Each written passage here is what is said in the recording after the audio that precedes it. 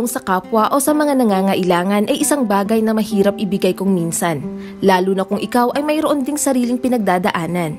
Pero madalas, kung sino pa yung salat ay sila pa yung nagagawang makatulong sa iba. Minsan pa nga ay tumutulong lang tayo sa pag-asang may magiging kapalit ito.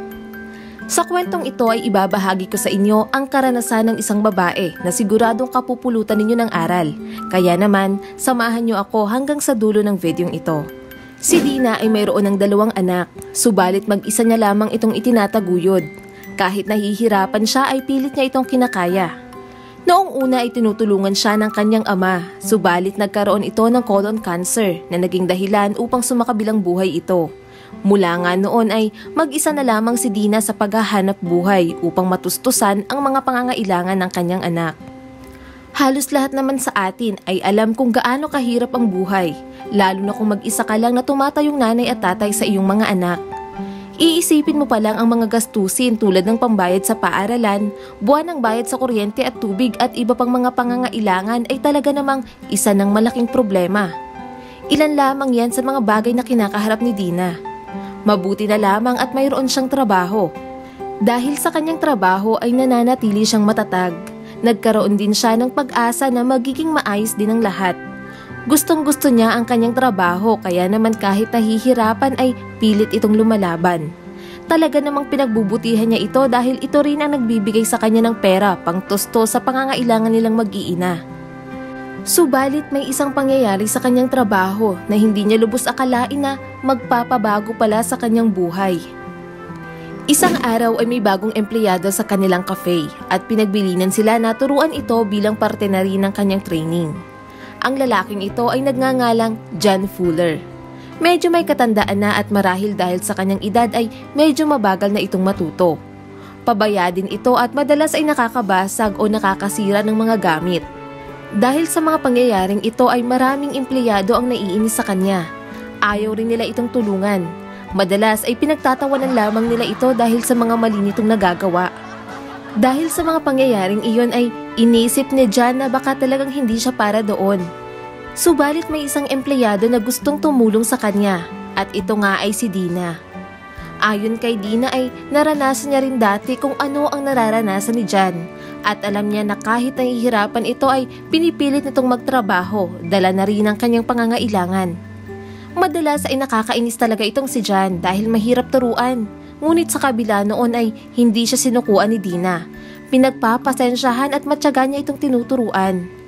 Naging mabait din siya kay John kahit pa sinasabi ng ibang empleyado na sayang lamang ang oras niya dito. Marahil ay hindi raw naging maganda ang buhay ni John noon, kaya matanda na ito nang makapagtrabaho. Hindi niya pinapansin kung ano ang sinasabi ng iba. Basta ang alam niya ay tuturuan niya ang taong ito. Hindi magtatagal ay matututo rin ito katulad niya. Lagi niya ring pinapalakas ang loob ni John. Subalit wala itong pagbabago. Madalas pa rin itong makasira na para bang sinasadya na lamang niya ito. Makalipas nga ang 2 linggong training ni John ay ganoon pa rin ang pagtrato ng ibang empleyado sa kanya. Si Dina ay nagtiyaga pa rin kahit sa pinakahuling araw nito. Ipinakita niya kung paano maging isang mabuting empleyado kahit pa sa katulad ni John na napakahirap turuan. Matapos ang training ni John ay kailangan naman itong pumasa sa management test upang malaman kung maaari na ba itong maging empleyado sa naturang cafe. Alam ng mga empleyado ang bagay na ito. Dahil sa pag-aalala ni Dina kay John ay kinausap niya ito matapos ang kanilang duty. Muli ay itinuro niya ang lahat dito, pati na rin ang mga detalye na maaaring maitanong sa kanya sa interview kinabukasan. Gusto niyang masigurado na makakapasa ito. Matapos noon ay nagpahinga na muna sila. Habang nakaupo ay nagkwento si Dina kay John. Sinabi niya rito ang kanyang malungkot na nakaraan. Ayon sa kanya ay iniwan siya ng kanyang asawa matapos niyang isilang ang 2 nilang anak. Wala rin itong iniwang pera sa kanila at mula nga noon ay kinailangan niyang maghanap buhay upang matustusan ang mga pangangailangan ng kanyang pamilya.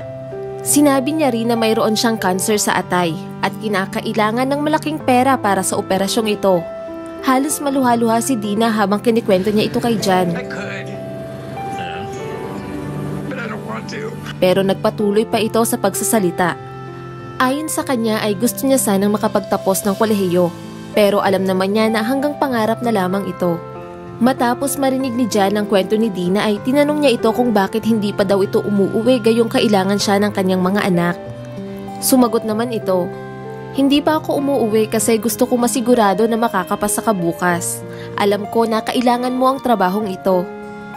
Dahil sa sagot ng babae ay lalong humanga si Jan sa kanya. Matapos ang naging usapan ng dalawa ay umuwi na si Dina sa kanilang tahanan. Wala siyang kaalam-alam na kinabukasan ay matutuklasan niya ang isang bagay na hindi niya inaasahan. Kinabukasan ay pumasok si Dina sa kanyang trabaho tulad ng dati. Pagkarating niya doon ay kaagad niyang nakita si Jan. Subalit parang nag-iba ang itsura at kilos nito. Ang mas ipinagtataka niya ay ang mga kilos ng manager at ng iba pang empleyado. Baka sa mga mukha nito ang lungkot na para bang pinagsakluban ng langit at lupa. At maya-maya pa ay nalaman niya ang dahilan kung bakit. Si Jan pala ay hindi bagong empleyado dahil siya ang isa sa mga may-ari ng cafe. Ginawa pala ito ni Jan upang malaman kung ano ang kalakaran sa loob, paano tinatrato ng mga empleyado ang mga katulad niyang mahirap turuan, at paano naman gumagawa ng solusyon ang mga manager kapag may problemang kinakaharap ang kanyang mga empleyado. Nang ipinagtapat ito ni Jan ay nakita niya ang pagkagulat sa mukha ni Dina. Hindi niya akalain na ang taong matyaga niyang tinuturuan ng 2 linggo at nakakwentuhan niya pa kahapon ay ang presidente at co-owner ng cafe na kanyang pinagtatrabahuhan. Ang nasabing cafe ay itinayo noong 1963 at mayroong libu-libong sangay sa 31 mga bansa. Pero hindi lamang ito ang sorpresa niya para kay Dina. Dahil naantig si Jan sa kwento niya maging sa kanyang pagpupursigi sa kanyang trabaho kaya nais niya itong tulungan.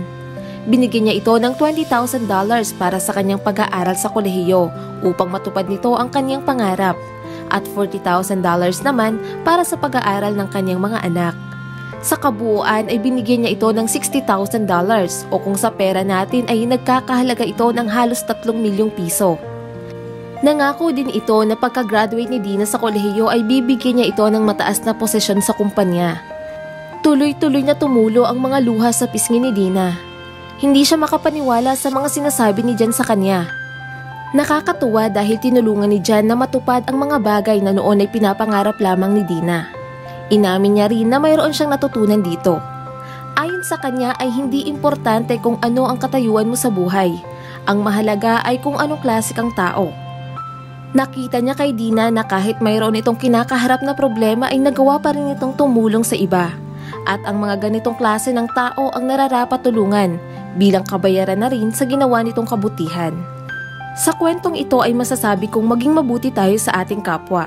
Tumulong tayo nang walang hinihintay na kapalit dahil ang mga mabubuting tao ay mas pinagpapala. Nakikita ng Diyos ang lahat ng ating ginagawa, mabuti man ito o masama.